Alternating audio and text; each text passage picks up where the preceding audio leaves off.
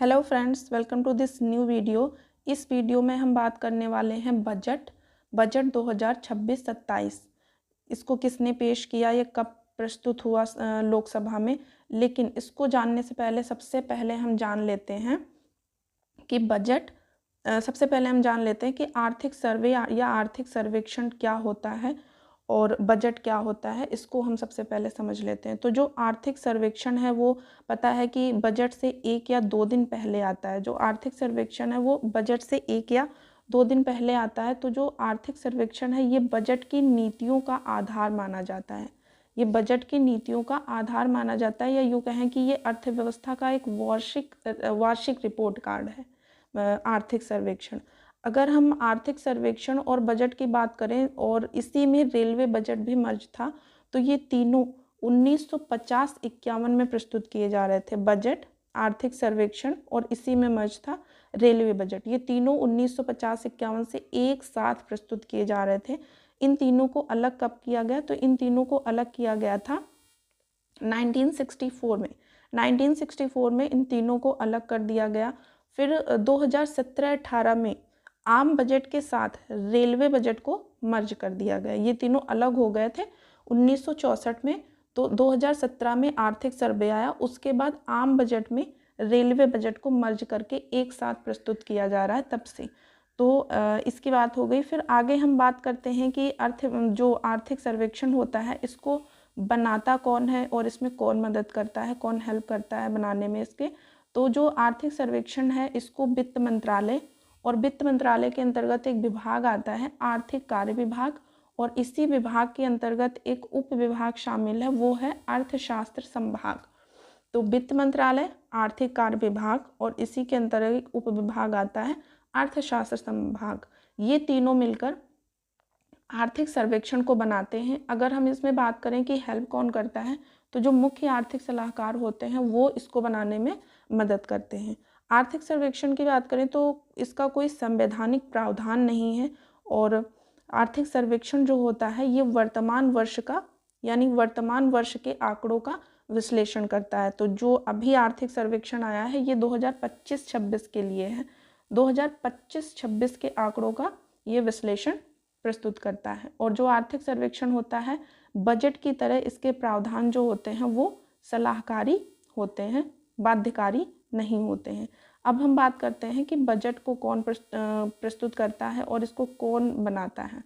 तो जो बजट है इसको वित्त मंत्रालय, और वित्त मंत्रालय के अंतर्गत एक विभाग आर्थिक कार्य विभाग, और उसी के अंतर्गत एक उप विभाग है बजट संभाग। तो वित्त मंत्रालय, आर्थिक कार्य विभाग और बजट संभाग ये तीनों मिलकर बजट को तैयार करते हैं। आर्थिक सर्वेक्षण में जो था वो अर्थशास्त्र संभाग था, ये फ्रेंड्स याद रखना। और इसमें जो है वो वित्त मंत्रालय है, आर्थिक कार्य विभाग और बजट संभाग, ये तीनों मिलकर बजट को तैयार करते हैं। बजट को प्रस्तुत कौन करता है? तो वित्त मंत्री प्रस्तुत करते हैं। और बजट की बात करें तो बजट जो है ये आय व्यय का एक लेखा जोखा होता है, या आय व्यय लेन देन का एक लेखा जोखा, या एक तरह से ब्लूप्रिंट होता है अर्थव्यवस्था का। तो ये आय व्यय का अनुमानित विवरण प्रस्तुत करता है 2026-27 का जो बजट आया है। तो ये फ्रेंड्स याद रखना कि जो बजट है वो आय व्यय का एक अनुमानित विवरण होता है, और बजट के जो प्रावधान होते हैं वो बाध्यकारी होते हैं। अगर हम बात करें कि बजट वास्तव में बजट शब्द क्या संविधान में दिया गया है, तो नहीं। जो बजट है वो 112 अनुच्छेद में, 112 आर्टिकल में कहा गया है कि वार्षिक वित्तीय विवरण के रूप में प्रस्तुत किया जाता है। वार्षिक वित्तीय विवरण के रूप में, यानी कि वर्ष का वित्तीय विवरण। तो 112 इसके लिए आर्टिकल है वार्षिक वित्तीय विवरण, ये फ्रेंड्स याद रखना। अगर हम थोड़ा सा आर्थिक सर्वे की बात करें या आर्थिक सर्वेक्षण की बात करें, तो जो आर्थिक सर्वेक्षण है इसमें फ्रेंड्स बताया गया है कि जो जीडीपी ग्रोथ रेट है, जो जीडीपी ग्रोथ रेट है वो 7.4%, यानी फाइनेंशियल ईयर 26 के लिए 7.4% ये जीडीपी ग्रोथ रेट बनी हुई है। तो ये जीडीपी ग्रोथ रेट एक अच्छा, मतलब एक अच्छे स्तर पर बनी हुई है, क्योंकि अगर आप देखें तो कितने सारे जियोपॉलिटिकल इशू हैं, चल रहे हैं जियोपॉलिटिकल इशू। व्यापार विखंडन की अगर हम बात करें तो जैसे जो यूएसए है उसने 50% का टैरिफ लगाया हुआ था इंडिया पे। अब तो ये 50 से 18% घट कर आ गया है, 18% कर दिया है। 25% का पहले उसने सामान्य टैरिफ लगाया हुआ था, फिर उस पर 25% और मतलब दंडात्मक टैरिफ लगा दिया था, क्योंकि जो इंडिया है वो रूस से तेल खरीद रहा था, इस वजह से इस पर लगाया हुआ था। तो अब तो ये टैरिफ 18% फ्रेंड्स कर दिया है। तो इतनी सारी जियोपॉलिटिकल चुनौती और व्यापार विखंडन के बावजूद जो जीडीपी ग्रोथ रेट है वो 7.4% पर बनी हुई है। तो भारत के लिए एक अच्छी चीज़ है। और ये भी कहा जा रहा है कि पिछले 4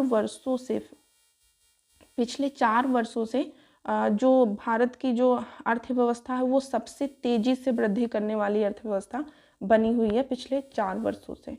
तो फ्रेंड्स ये पॉइंट याद रखना। और अगर हम इसमें सर्विस सेक्टर की बात करें, अगर सर्विस सेक्टर की बात करें तो जीडीपी में सर्विस सेक्टर का जो योगदान है वो 53% का योगदान है। कितना? 53% का योगदान कर रहा है, यानी कि सबसे ज़्यादा योगदान किसका है जीडीपी में? तो सर्विस सेक्टर का योगदान है। और बात करें तो एफडीआई भी सबसे ज़्यादा इंडिया में आ रहा है, 80% करीब 80% का एफडीआई सबसे ज़्यादा आ रहा है इंडिया में।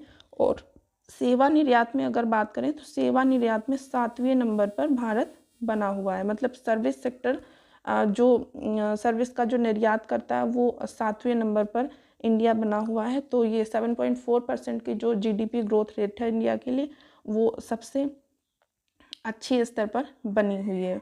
आगे हम बात करते हैं फ्रेंड्स बजट 2026-27 बात करें तो इसको किसने प्रस्तुत किया?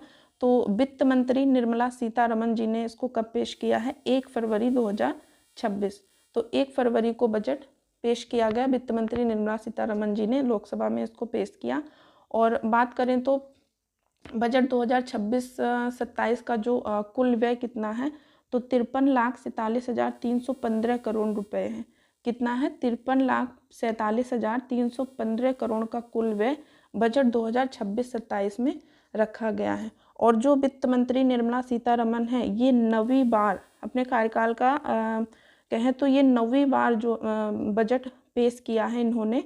तो देखें तो पूर्णकालिक महिला के रूप में ये पहली महिला है, पूर्णकालिक महिला के रूप में ये पहली महिला है जिन्होंने बजट पेश किया है।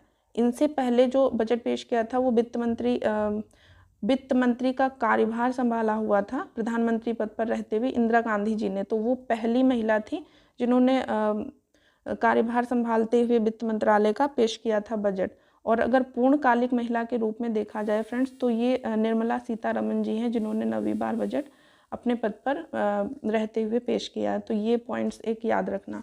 आगे हम बात करें फ्रेंड्स कि बजट 2026-27 में कुछ जन केंद्रित विकास के लिए कुछ घोषणाएं की गई हैं, जैसे कि 16th फाइनेंस कमीशन की बात करें अगर तो 16वें वित्त आयोग के जो अध्यक्ष हैं वो कौन है? अरविंद पनगड़िया। ये इंपॉर्टेंट पॉइंट्स है फ्रेंड, याद रखना, परीक्षा में पूछा जा सकता है। तो 16वें वित्त आयोग के जो अध्यक्ष हैं वो है अरविंद पनगड़िया। और 15वां वित्त आयोग चूँकि 2026 में समाप्त हो चुका है, तो जो 15वें वित्त आयोग के अध्यक्ष थे वो कौन थे? वो थे NK सिंह। तो ये अरविंद पनगड़िया के अध्यक्षता में 16वां वित्त आयोग गठित किया गया है। और इसकी सिफारिशें जो होंगी वो 2026 से 2031 तक लागू रहेंगी। 2026 से 2031 तक लागू रहेंगी इसकी सिफारिशें। एक चीज़ फ्रेंड्स याद रखना कि जो 16वें वित्त आयोग की जो सिफारिशें होती हैं या फिर जो वित्त आयोग की जो सिफारिशें होती हैं वो सरकार के लिए बाध्यकारी नहीं होती हैं, ये फ्रेंड्स याद रखना। तो इसमें एक ये पॉइंट याद रखना कि केंद्र राज्यों को जो हिस्सा टैक्स का जो हिस्सा शेयर करेगा वो कितना है? वो वर्टिकल डिवोल्यूशन में 41% की सिफारिश की गई है, जो कि ये पिछले वित्त आयोग 15वें वित्त आयोग में भी इतना ही समथिंग रखा गया था 41%। तो अब की बार भी वही है कि 41% सिफारिश की गई है राज्यों को हिस्सा देने का। और इसमें अनुदान की बात करें तो 1.4 लाख करोड़ यानी कि 1,40,000 करोड़ रुपए का इसमें अनुदान किया गया। तो 1.4 लाख करोड़ इसमें अनुदान भी दिया गया है। आगे हम बात करते हैं शेयरों का बायबैक। दूसरा है कि शेयरों का बायबैक। शेयरों का बायबैक होता क्या है, तो शेयरों का बायबैक यानी कि शेयरों की पुनर्खरीद। इसमें एक याद रखना कि कैपिटल गेन टैक्स 30% लगाया गया है। कितना? कैपिटल गेन टैक्स जो है वो 30% लगाया गया है, और शेयरों के बायबैक पर भी टैक्स लगेगा। तो शेयरों के बायबैक पर भी टैक्स लगेगा। शेयरों का बायबैक मतलब जो शेयरों की जो पुनर्खरीद की जाती है उस पर टैक्स लगाया जाएगा। आगे हम बात करते हैं फ्यूचर पर एसटीटी बढ़ाया गया है। आपने देखा होगा कि बजट अब की बार संडे को पेश किया गया, तो शेयर मार्केट भी संडे को खुली हुई थी। तो आपने देखा होगा कि शेयर मार्केट का जो है वो नीचे आ गई थी, क्योंकि फ्यूचर पर एसटीटी बढ़ाया गया है। तो एसटीटी होता क्या है? एसटीटी जो होता है ये सिक्योरिटी ट्रांजैक्शन टैक्स होता है। एसटीटी का फुल फॉर्म होता है सिक्योरिटी ट्रांजैक्शन टैक्स। तो एक फ्यूचर पर है और एक ऑप्शन पर लगता है।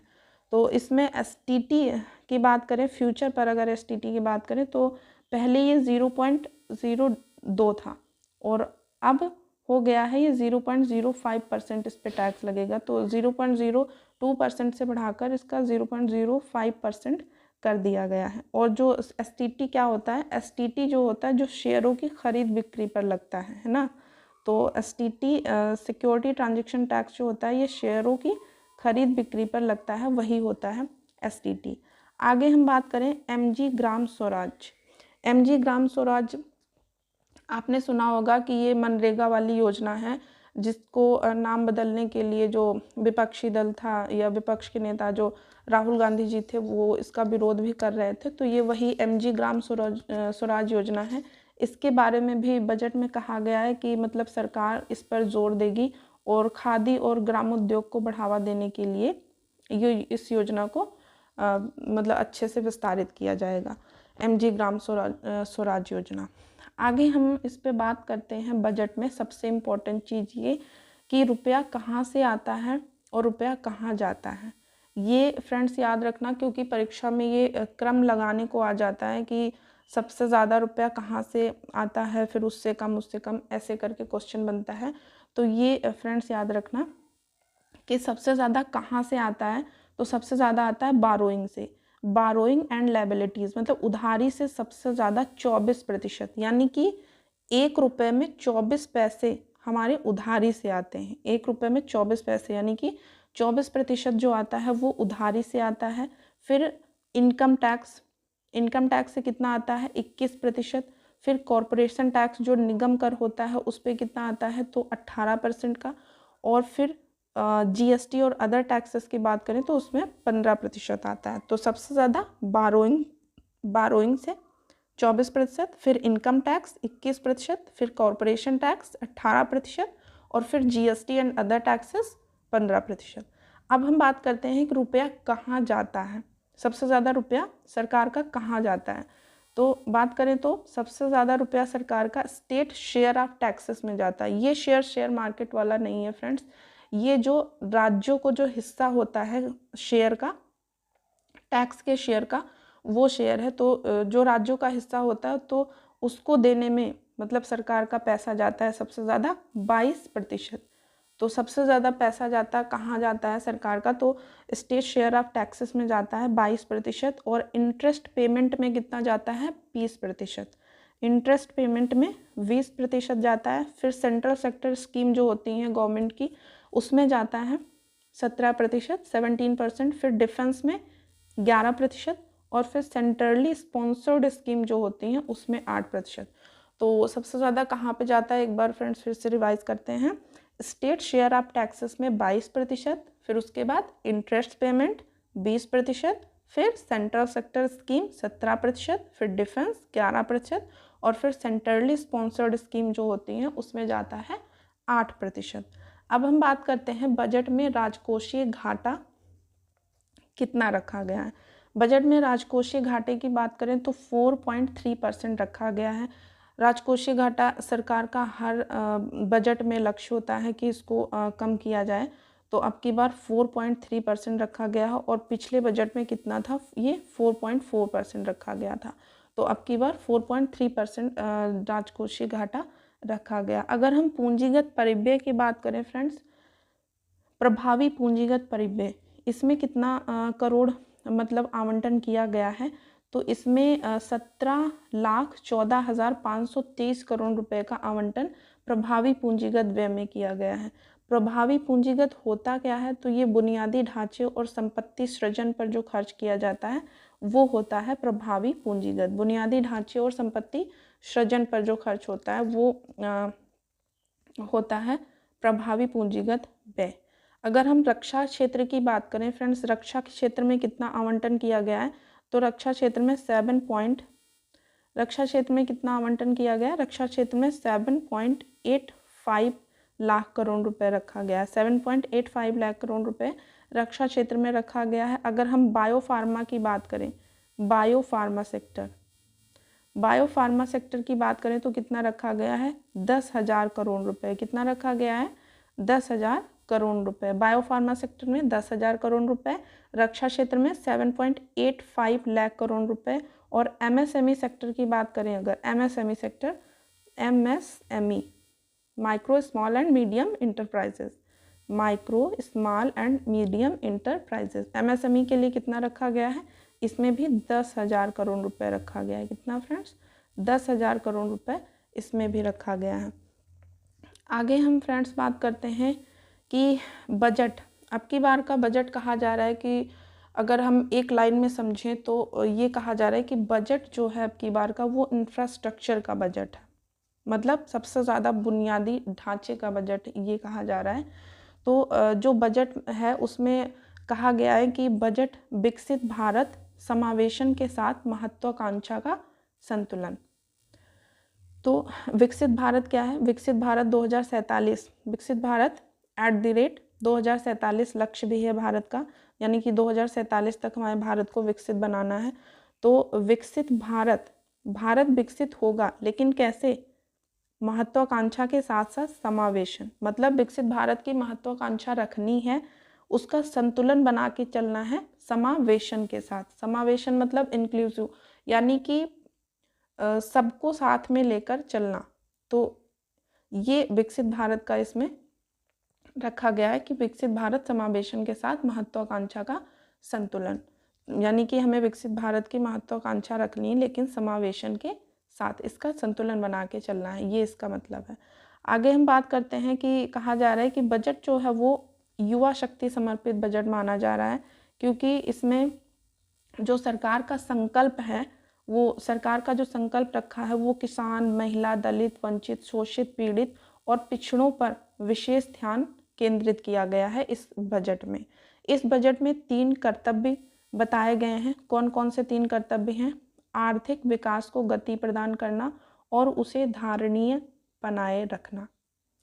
जैसे कि अभी देखा हमने कि जीडीपी ग्रोथ रेट 7.4% पर एक अच्छे स्तर पर बनी हुई है, तो इसी तरह हमारी अर्थव्यवस्था को गति प्रदान करना है, लेकिन सिर्फ गति प्रदान करना ही नहीं है, उसे सतत बनाए रखना है। धारणीय का मतलब क्या होता है, सतत, है ना। तो अर्थव्यवस्था को सिर्फ गति प्रदान करना नहीं बल्कि उसे धारणीय बनाए भी रखना है, गति उसकी।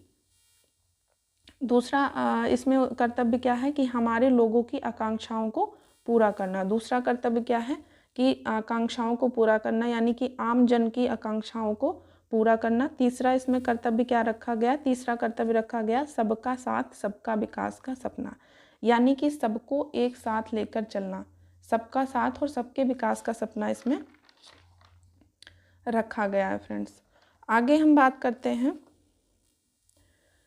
आगे बात करते हैं तो लक्ष्य। इसमें जो लक्ष्य हैं, लक्ष्य कौन कौन से हैं, 4 लक्ष्य हैं इसमें। लक्ष्य की बात करें तो इसमें 4 लक्ष्य हैं फ्रेंड्स। कम मुद्रास्फीति, राजकोषीय अनुशासन, स्थायित्व और संधारणीय वृद्धि। अगर हम लक्ष्य की बात करें तो ये भी कहा जा रहा है कि जो इन लक्ष्यों के कारण जो इंडिया है वो आज गोल्डीलॉक इकोनॉमी में बना हुआ है या और बनने की कोशिश मतलब जारी कर रहा है। गोल्डीलॉक इकोनॉमी क्या होती है, गोल्डीलॉक इकोनॉमी क्या होती है, आपने ज्योग्राफी में सुना होगा गोल्डीलॉक जोन। जो गोल्डीलॉक जोन होते हैं मतलब वहाँ पे ना बहुत ज़्यादा टेम्परेचर ना बहुत कम मतलब टेम्परेचर, यानी कि एक सामान्य टेम्परेचर, यानी कि रहने का एक उपलब्ध क्षेत्र, तो वही होता है गोल्डीलॉक इकोनॉमी। तो आई होप आप समझ रहे होंगे गोल्डीलॉक जो ज्योग्राफी में एक टर्म आता है। तो इन लक्ष्यों के कारण कहा जा रहा है कि भारत आज गोल्डीलॉक इकोनॉमी में बना हुआ है। क्यों? क्योंकि कहा गया है कि कम मुद्रास्फीति भी है, मुद्रास्फीति को बहुत हद तक कंट्रोल किया गया है। अगर मुद्रास्फीति की बात करें तो 4+-2 इसका लक्ष्य होता है कि इसी बीच में रहनी चाहिए। तो मुद्रास्फीति को भी कंट्रोल किया गया है। राजकोषीय अनुशासन भी मतलब है, बना हुआ है राजकोषीय अनुशासन। अगर हम देखें तो हमारी इकोनॉमी स्टेबल भी है, मतलब स्थायित्व भी प्राप्त है अर्थव्यवस्था को, और संधारणीय वृद्धि भी है। तो इन लक्ष्यों के कारण कहा जा रहा है कि भारत आज गोल्डीलॉक इकोनॉमी में है। आगे हम बात करते हैं नया आयकर अधिनियम।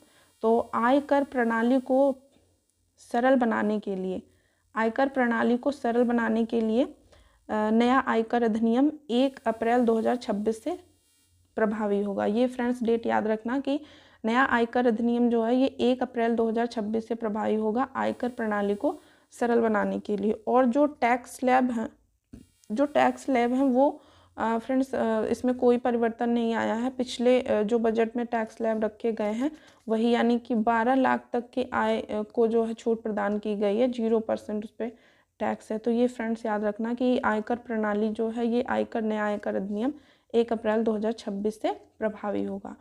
बजट 2026-27 में एक ऑरेंज इकोनॉमी आई है। ऑरेंज इकोनॉमी ये परीक्षा के लिए बहुत इम्पोर्टेंट है। ऑरेंज इकोनॉमी की बात करें तो कहा जा रहा है कि AVGC कंटेंट क्रिएटर, मतलब ऑरेंज इकोनॉमी का संबंध किससे है? कंटेंट क्रिएटर से है। किससे है? कंटेंट क्रिएटर से। तो यहाँ पे जो है लैब स्थापित की जाएंगी, कंटेंट क्रिएटर लैब ये स्थापित की जाएंगी। 15,000 सेकेंडरी स्कूल और 500 कॉलेजेस में ये लैब स्थापित किए जाएंगे।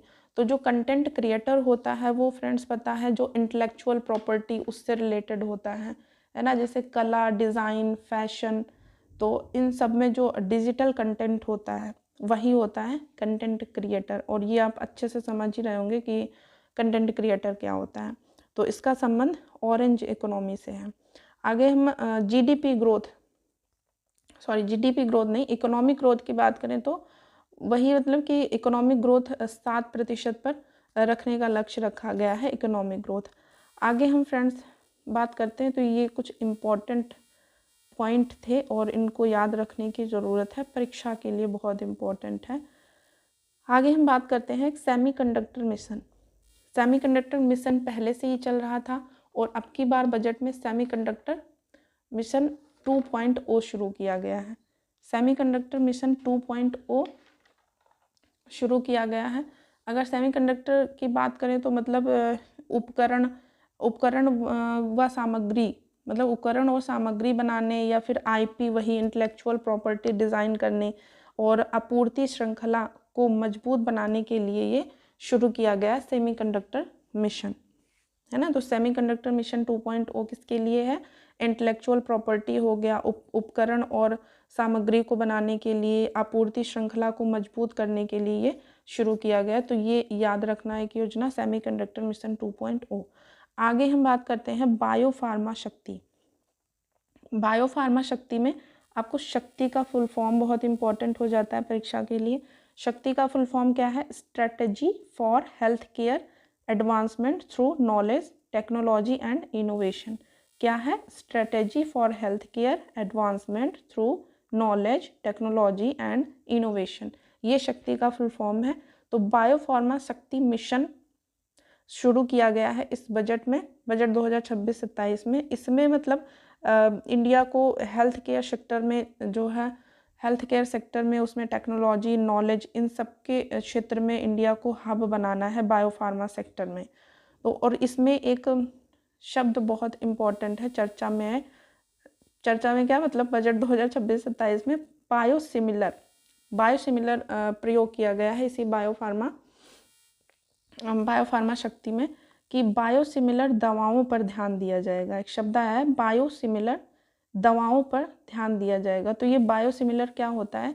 बायोसिमिलर दवाएं वह दवाएं होती हैं मतलब जिन दवाओं का पेटेंट एक्सपायर हो चुका होता है, तो उनकी कॉपीज़ करके दवा का निर्माण करना या नई दवा बनाना जिनका पेटेंट एक्सपायर हो चुका है। तो copies made after patent expiry वही होती हैं बायोसिमिलर दवाएं। एक बायोसिमिलर की तरह एक बायोलॉजिक है, बायोलॉजिक और बायोसिमिलर। तो बायोसिमिलर बजट 2026-27 में आया है और एक बायोलॉजिक है। बायोलॉजिक क्या है इसको भी समझ लेते हैं। जो बायोलॉजिक होता है ये मेड फ्रॉम लिविंग सेल्स, मतलब मेड फ्रॉम लिविंग सेल से ये बनाए जाते हैं बायोलॉजिक दवाएं। और इसका जो एक्सपेरिमेंट होता है वो मतलब जो कॉम्प्लेक्स होता है वो बहुत लार्ज होता है और काफ़ी लंबे क्लिनिकल ट्रायल के बाद ही इनको बायोलॉजिक दवाओं को अप्रूव किया जाता है या अप्रूवल दिया जाता है। लेकिन जो बायोसिमिलर दवाएं होती हैं इनको पेटेंट जिनका एक्सपायर हो चुका है उनकी कॉपी करके बनाया जाता है। तो इनका कॉम्प्लेक्स जो होता है वो इतना लार्ज नहीं होता है और इसमें क्लिनिकल ट्रायल की इसमें आवश्यकता नहीं पड़ती है इन बायोसिमिलर दवाओं में। तो ये फ्रेंड्स याद रखना बायोसिमिलर और बायोलॉजिक क्या होता है। आगे हम बात करते हैं समर्थ 2.0। समर्थ 2.0 स्कीम का संबंध आप इतना याद रखिए कि ये टेक्सटाइल सेक्टर से रिलेटेड है। तो समर 2.0 जो योजना है ये टेक्सटाइल सेक्टर से रिलेटेड है और मेगा टेक्सटाइल पार्क भी बनाए जाएंगे। तो ये फ्रेंड्स याद रखना पॉइंट। आगे हम बात करते हैं। तो आज के आई होप आपको इतने ही महत्वपूर्ण पॉइंट्स थे। तो फ्रेंड्स वीडियो को लाइक और शेयर सब्सक्राइब करना ना भूलें और आई होप आपको अच्छे से समझ आएगा बजट। मैंने पूरी कोशिश की है इसको एक वीडियो में समेटने की, समझाने की, और आई होप आपको ये अच्छा लगा होगा। तो प्लीज़ वीडियो को पूरा देखिए और सपोर्ट करिए friends. Thanks for watching. Thank you.